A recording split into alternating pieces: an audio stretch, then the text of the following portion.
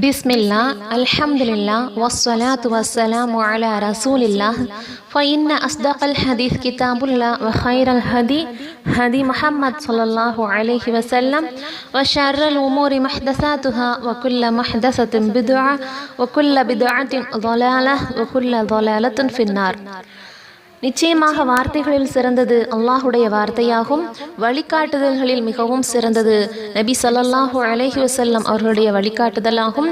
காரியங்களில் மிகவும் கெட்டது தீனில் புதிதாக ஏற்படுத்தப்பட்ட விஷயங்களாகும். ஒவ்வொரு புதிதாக ஏற்படுத்தப்பட்ட விஷயமும் பிதுஆ ஆகும். ஒவ்வொரு பிதுஆவும் வழிகேடாகும். ஒவ்வொரு வழிகேடும் நரக நெருப்பின் பால் இட்டுச் செல்லும்.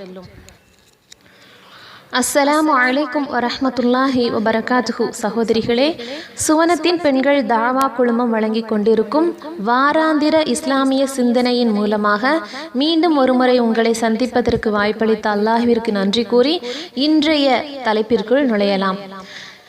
இன்ஷா அல்லாஹ் இன்றைய தினம் நாம் ஷாபானுடைய சிறப்புகளை பற்றியும் அந்த ஷாபானுடைய மாதத்தில் நடைபெறக்கூடிய பிதுஆவான காரியங்களை பற்றியும் அறியவிருக்கிறோம் இன்ஷா அல்லாஹ்.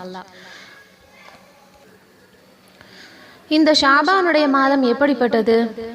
அல்லாஹுடைய புனித மாதங்கள் 4, அதில் ஒன்றாகிய ரஜபு என்ற மாதத்திற்கும் திருமறை குரான் அல்லாஹு தாலா இறக்கி அருளிய ரமலான் என்ற மாதத்திற்கும் இடையே வரக்கூடிய ஒரு சிறப்புமிக்க மாதம்தான் இந்த ஷாபானுடைய மாதம். அப்படிப்பட்ட இந்த சிறப்புமிக்க மாதத்தை அல்லாஹ் ரப்புல் ஆலமீன் நம் அனைவரையும் அடைய வைத்திருக்கிறான். அல்ஹம்துலில்லாஹ். இந்த மாதத்தில் நபி ஸல்லல்லாஹு அலைஹி வஸல்லம் அவர்கள் மற்ற மாதங்களை விட அதிகமான அளவு நோன்புகள் வச்சிருக்கிறாங்க. இதை பற்றி ஆயிஷா ரலியல்லாஹு அன்ஹா அவர்கள் நபி ஸல்லல்லாஹு அலைஹி வஸல்லம் அவர்களிடத்திலே கேட்குறாங்க, அல்லாஹுடைய தூதரே, நீங்கள் மற்ற மாதங்களில் வைப்பதை விட இந்த ஷாபானுடைய மாதத்தில் அதிகமான அளவு நோன்பு நோக்கிறீர்களே என்று சொல்லி கேட்குறாங்க. அதற்கு நபி ஸல்லல்லாஹு அலைஹி வஸல்லம் அவர்கள் சொல்கிறாங்க, இந்த ஷாபான் மாதமானது ரஜபிற்கும் ரமதானிற்கும் இடைப்பட்ட மாதமாகும். இந்த மாதத்தில் மக்கள் அலட்சியமாக இருக்கிறார்கள். இந்த மாதத்தில் அடியார்களுடைய அமல்கள் அல்லாஹ்விடம் எடுத்து காட்டப்படுகிறது. இந்த மாதத்தில் என்னுடைய அமல்கள் நான் நோன்பு நோற்ற நிலையில் அல்லாஹ்விடம் எடுத்து காட்டப்படுவதற்கு நான் விரும்புகிறேன் என்று நபி ஸல்லல்லாஹு அலைஹி வஸல்லம் அவர்கள் சொன்னதாக இந்த செய்தி இப்னு மாஜா என்ற நூலில் பதிவு செய்யப்பட்டுள்ளது. அப்போ இந்த ஹதீஸின் மூலமாக ஷாபானுடைய மாதத்தில் நபி ஸல்லல்லாஹு அலைஹி வஸல்லம் அவர்கள் மற்ற மாதங்களை விட அதிகமான நோன்புகள் வச்சிருக்கிறாங்க அப்படிங்கிறத நாம் அறிந்து கொள்ள முடிகிறது. இந்த மாதத்தில் நாம் செய்யக்கூடிய நல்லமல்கள் அனைத்தும் அல்லாஹ்விடத்தில் எடுத்துக்காட்டப்படுகிறது என்பதையும் அறிய முடிகிறது. மேலும் இந்த மாதத்தில் நாம் அதிகமான நோன்புகள் வைக்கும்போது நம்முடைய அமல்கள் நாம் நோன்பு நோற்ற நிலையில் அல்லாஹ்விடம் எடுத்து செல்லப்படுகிறது என்ற ஒரு மிகச்சிறந்த ஒரு சிறப்பு இந்த ஷாபானுடைய மாதத்தில் அல்லாஹ் தஆலா நமக்கு வழங்கியிருக்கிறான். ஆனால் எல்லா விஷயங்களிலும் பிதுஆவை புகுத்திவிட்ட நம்முடைய இஸ்லாமிய சமுதாயம் இந்த ஷாபானுடைய மாதத்திலும் பிதுஆவை, வழிகேட்டை, புதுமையான காரியத்தை புகுத்தியிருக்கிறாங்க. அதில் ஒரு விஷயம்தான் பராஅத் எனும் இரவு. ஷாபானுடைய 15ஆம் நாளை மட்டும் சிறப்பித்து அன்றைய நாளில் ரொட்டி சுட்டு மக்கள் அனைவருக்கும் எல்லா வீடுகளுக்கும் வழங்கி அன்றைய தினம் ஃபாத்திஹாக்கள் ஓதப்பட்டு அன்றைய பகலில் நோன்பு நோற்று இரவில் 100 ரக்காத்துக்கள் நின்று வணங்குவார்கள். இப்படி ஒரு மார்க்கம் சொல்லித்தராத ஒரு பிதுஆவான ஒரு காரியத்தை பராஅத் என்று சொல்லப்படக்கூடிய அந்த 15வது நாளில் மட்டும் மக்கள் செய்கிறாங்க. இதுக்கு அவங்க இந்த மாதிரி காரியங்களை செய்கிறதுக்கு ஒரு சில ஹதீஸ்களை காட்டுறாங்க. அந்த ஹதீஸ்கள் அனைத்துமே பலவீனமான ஹதீஸ்கள் தான். அதில் ஒரு ஹதீஸ் என்னன்னு சொன்னால், ஷாபானுடைய 15வது இரவில் அல்லாஹு தாலா அடியார்களுடைய பாவங்களை ஹலபு கூட்டத்தாரனுடைய ஆடுகளின் அடர்ந்த ரோமங்களின் அளவிற்கு மன்னிக்கிறான் என்ற ஒரு செய்தி திர்மிதி என்ற நூலில் இடம்பெறுது. ஆனால் இந்த ஹதீஸை பதிவு செய்த இமாம் திர்மிதி அவர்களே இந்த ஹதீஸ் பலவீனமான ஹதீஸ் என்று பதிவு செஞ்சிருக்கிறாங்க. அதே போல் இன்னொரு செய்தி நபி ஸல்லல்லாஹு அலைஹி வஸல்லம் அவர்கள் சொல்கிறாங்க, ஷாபானுடைய 15வது இரவில் பகலில் நோன்பு வையுங்கள், இரவில் நின்று வணங்குங்கள் என்று கூறியதாக அலி ரலியல்லாஹு அன்ஹு அவர்கள் அறிவிக்கக்கூடிய ஒரு செய்தி இப்னு மாஜா என்ற நூலில் இடம்பெறுது. இந்த ஹதீஸும் பலவீனமான ஹதீஸ். அடுத்ததாக இன்னொரு செய்தி என்னன்னு சொன்னால், 5 இரவுகளில் கேட்கப்படக்கூடிய துவாவானது ஏற்றுக்கொள்ளப்படுகிறது.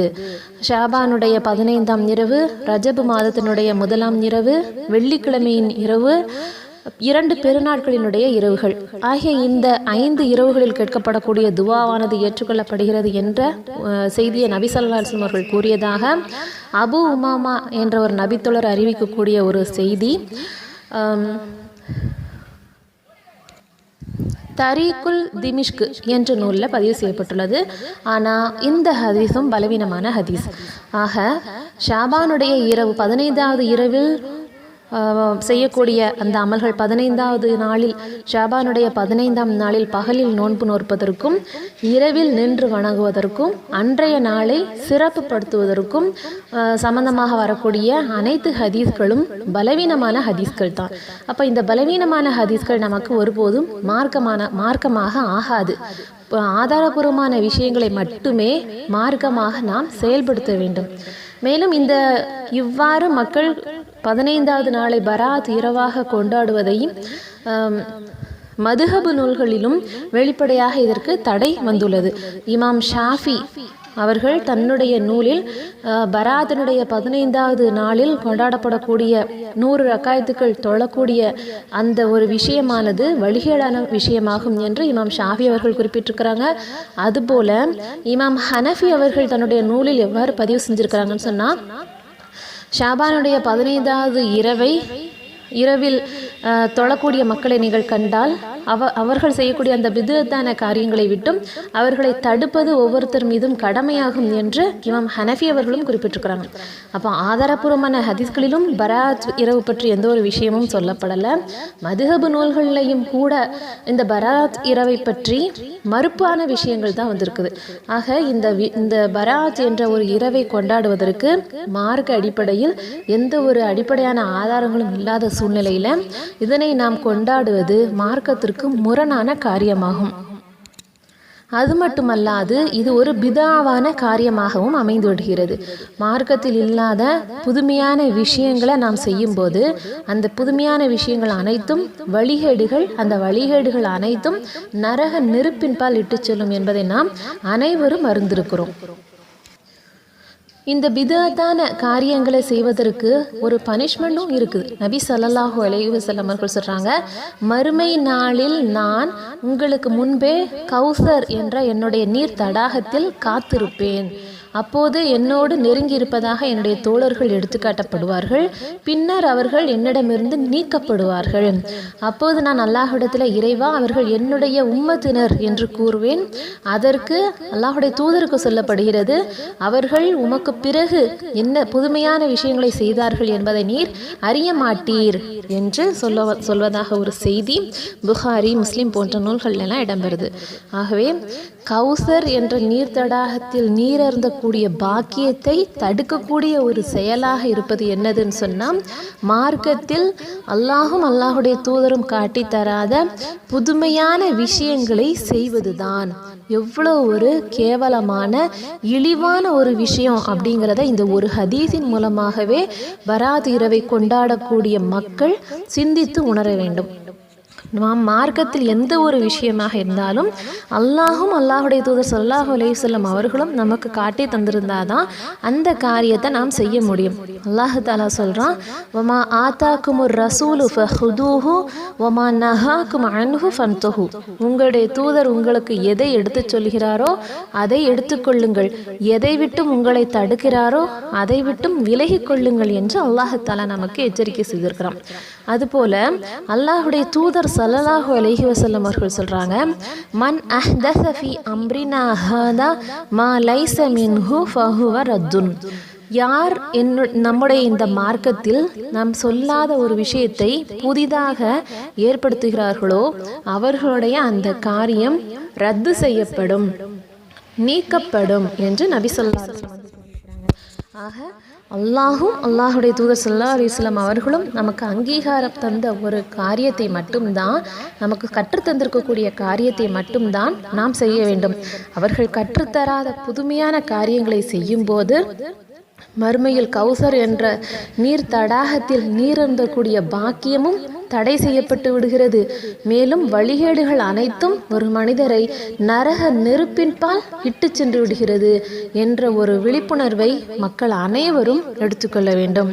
எனவே இந்த பராத் என்ற இரவில் ஷாபானுடைய 15வது நாளில் மக்கள் செய்யக்கூடிய அந்த பிதாவான காரியங்களை விட்டு நாம் அனைவரும் விலகி அல்லாஹும் அல்லாஹுடைய தூதரும் கற்றுத்தந்திருக்கக்கூடிய நற்காரியங்களை மட்டும் செய்து சொர்க்கத்தில் உயர்ந்த சொர்க்கமான ஜன்னத்துல் ஃபிர்தோஸை அடைவோமாக என்று பிரார்த்தித்தவளாக, இன்ஷா அல்லாஹ் மீண்டும் அடுத்த வாரம் வேறொரு தலைப்பில் ஒரு பயானை நாம் அறிவோம் இன்ஷா அல்லாஹ். வ ஆஹிர் தாவானா அல்ஹம்துலில்லாஹி ரப்பில் ஆலமீன். அஸ்ஸலாமு அலைக்கும் வ ரஹ்மத்துல்லாஹி வ பரகாத்துஹு.